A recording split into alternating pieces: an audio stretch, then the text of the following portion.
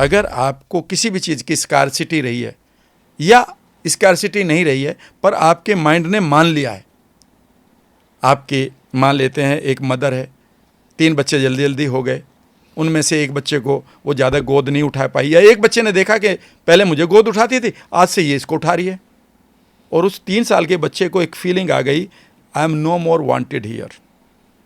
बड़ा अच्छा टॉपिक है सर, प्लीज़। हाँ, मैं यहाँ पर अब वांटेड नहीं हूँ। इमीडिएटली वो डिटैच फील करेगा अपनी मदर से, जबकि माँ एक रेस्पॉन्सिबिलिटी में फंसी हुई है कि उस छोटे बच्चे को, उस वल्नरेबल बच्चे को ज़्यादा प्यार देना है, लेकिन वो बच्चा ये कहेगा कि इस बच्चे ने मेरी जगह को छीन लिया है। Now he will start hating 3 people, 1 that child, 1 mother and 1 self. Self में उसकी वर्थ मर गई है, क्योंकि वो ये मान रहा है कि I am not worthy enough and this person has neglected me, और वो तीसरे को मान रहा है कि ही इज़ द प्रोसिक्यूटर, इसकी वजह से मैं ये नहीं हूँ। अब यहाँ पर अब वो एक कमी को जी रहा है, और ये जो कमी लेके जी रहा है, याद रखिएगा ये कमी उसकी कई बार लाइफ लॉन्ग चलती है। इसी कमी को पूरा करने के लिए उसके अंदर डिप्रेशन, एंग्जाइटी आती है। इसी कमी को पूरा करने के लिए वो ओवर ईटिंग भी करता है। इसी कमी को पूरा करती है कई बार कैंसर की सेल जब वो एक्स्ट्रा ग्रोथ लेती है। इसी कमी को पूरा करने के लिए वो बेसिकली लोगों के साथ जुड़ना चाहता है या चाहती है,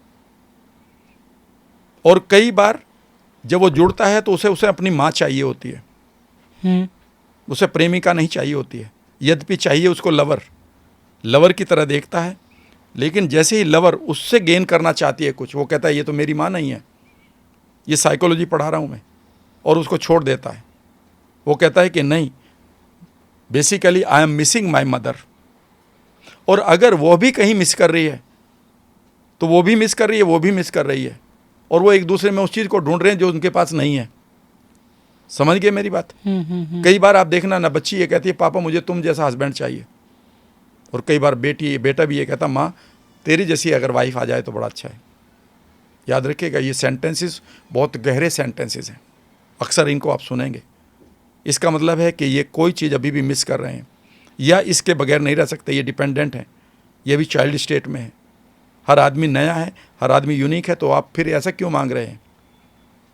याद रखिएगा, मैं कई बार एक मजाक में बात कहता हूँ, और वो मजाक की बात बहुत कड़वी लगती है, लेकिन हंसते हैं लोग। मैं भी डिप्रेशन का शिकार हूँ। पार्क में जाके बैठ गया, दूसरी बेंच पर एक लेडी आके बैठ गई रोजाना, वो भी डिप्रेशन की शिकार है। हम दोनों में मोहब्बत हो गई, मेरे पास डिप्रेशन है, मैं भी डिप्रेशन की शिकार हूँ। फिल्मी कहानी शुरू हो गई, फिर शादी हो गई, मैं उसे क्या दूंगा? डिप्रेशन। और वो मुझे क्या देगी? डिप्रेशन। और हम किस चीज़ से दोनों परेशान थे? डिप्रेशन से। वो भी मुझे डिप्रेशन दे रही, मैं उसे डिप्रेशन दे रहा, और दोनों डिप्रेशन से परेशान थे। ये रिश्ता कैसे चलेगा? मैं कई बार लोगों से कहता हूँ अंधे और लंगड़े की दोस्ती होती है रिलेशनशिप में। दोस्ती का मतलब रिलेशनशिप, एक दूसरे को कॉम्प्लीमेंट करें। अंधे और अंधे की दोस्ती नहीं कर, क्या करोगे भाई? मेरे पास भी डिप्रेशन है, मैं भी कंगाल हूं और तू भी कंगाल है, और नोट बांटेंगे? ये बहुत गहरी चीज बता रहा हूं आपको, बहुत गहरी है सर। आप एक अच्छे फादर नहीं, आई मीन आप एक फादर के लव को मिस कर रहे हैं, एक मदर की लव को मिस कर रहे हैं, और वहां पर आपके अंदर एक गिल्ट भरी पड़ी है, गुस्सा भरा पड़ा है, एक एंगर भरा पड़ा है। और इसमें कई बार मैं ये भी बता दूंगा यहाँ से सिजोफ्रेनिया या फिर पर्सनालिटी डिसऑर्डर कैसे आते हैं, वो भी मैं कई बार बता सकता हूँ। लेकिन वो आदमी ढूंढ रहा है कि मुझे तो मेरी माँ चाहिए, और उस चक्कर में वो एक लड़की को अट्रैक्ट करता है, और लड़की ढूंढ रही है कि मुझे मेरा बाप चाहिए।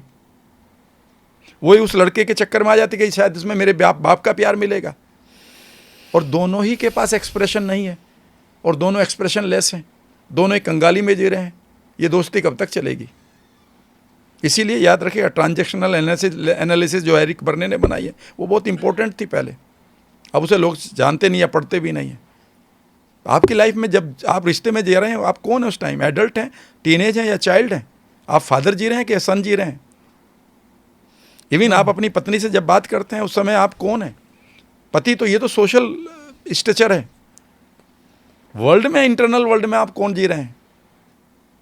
मान लेते हैं एक लड़की है, वो कहती है कि मुझे तो एक ऐसा आदमी चाहिए था जो मुझे कंट्रोल करे, और ये तो मम्मा इज बॉयज है, वो एकदम से तलाक लेगी उससे। ठीक है ना। एक लड़की को फादर चाहिए था क्योंकि फादरली उसे लव नहीं मिला, या वो नानी के रही है, या वो ज़्यादा मेड वेड के पास रही है, ठीक है ना। और उसे मिल गया, उसे चाहिए मदर वाला, वो कहेगा मुझे तेरे में मदर, मुझे ही तुझसे प्यार चाहिए, वो कहता मुझे तुझसे प्रोटेक्शन चाहिए।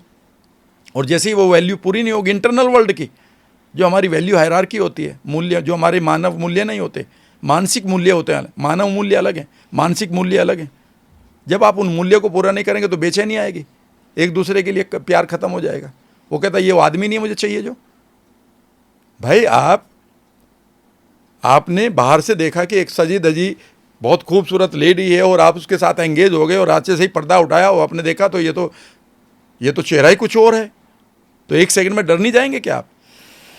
तो वे वहाँ से पीछा छुड़ाएंगे, तो वो ये डर का ही तो नतीजा है। तो अब जो बंधन में बंध चुके हैं, क्या उनके लिए कोई उपचार है, कोई टेक्निक? बहुत सारा है। सबसे पहले वो अपने व्यक्तित्व को देखें, आप हैं कौन, इस शादी में आपकी आइडेंटिटी क्या है, इस शादी में आप क्या विक्टिम की तरह आए हैं या विक्टर की तरह?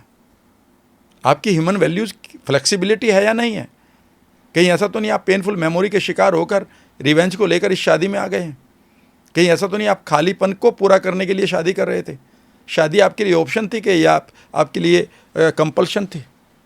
कहीं ऐसा तो नहीं कि शादी इसलिए की कि आपकी बॉडी में उस टाइम एक सेक्सुअल लस्ट थी, सिर्फ इसलिए आपको एक लड़की एक लड़का चाहिए था और वो अब ख़त्म हो गई? ख़त्म होगी तो फिर कौन सा मूल्य है जो तुम्हें जोड़ेगा? शादी के लिए पर्पज़ क्या है आपका? शादी में अगर आप विक्टिम हैं तो फिर हमेशा इसमें आप जाल में फंसे हुए पाएंगे, और जाल को हमेशा काट कर निकाला जाता है, अपने आप को सुलझा कर नहीं निकालते।